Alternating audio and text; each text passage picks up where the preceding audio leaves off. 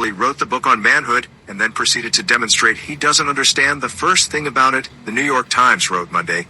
The Missouri Republican senator, who penned Manhood, the masculine virtues America needs, after he infamously gave a fist salute to January 6th insurgents before scurrying away in fear for his safety, just delivered another masterclass in political cowardice by folding on Trump's devastating domestic policy bill. Frank Bruni wrote, "Remember Hawley's heroic January 6th trilogy?" Bruni asked.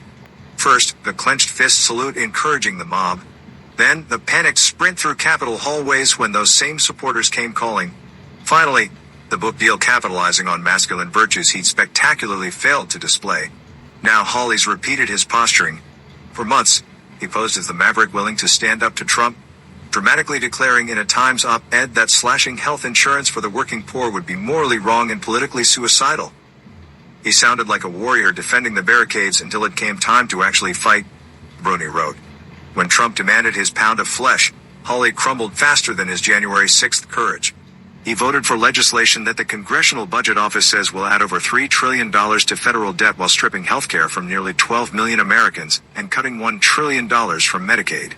The bill makes a mockery of Republican fiscal responsibility claims, Bruni wrote. Even Senator Thom Tillis, RNC, announcing his retirement, called it a betrayal of Trump's promise not to touch Medicaid. Only 3 GOP senators, Tillis, Rand Paul, and Susan Collins, voted no.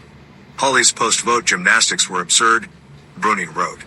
He simultaneously claimed Missouri's impact was lessened while admitting to NBC News this was an unhappy episode requiring soul-searching.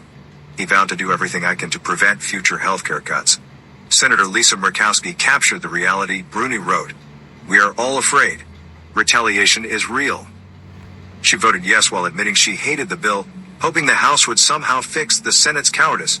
The arc of Republican lawmakers in the Trump era bends toward complete submission, he wrote. That's the posture in which Hawley and other Senate Republicans granted the president his financially reckless and needlessly cruel agenda.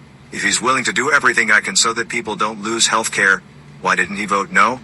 I guess that vow, like so many of his principles, comes with an escape hatch.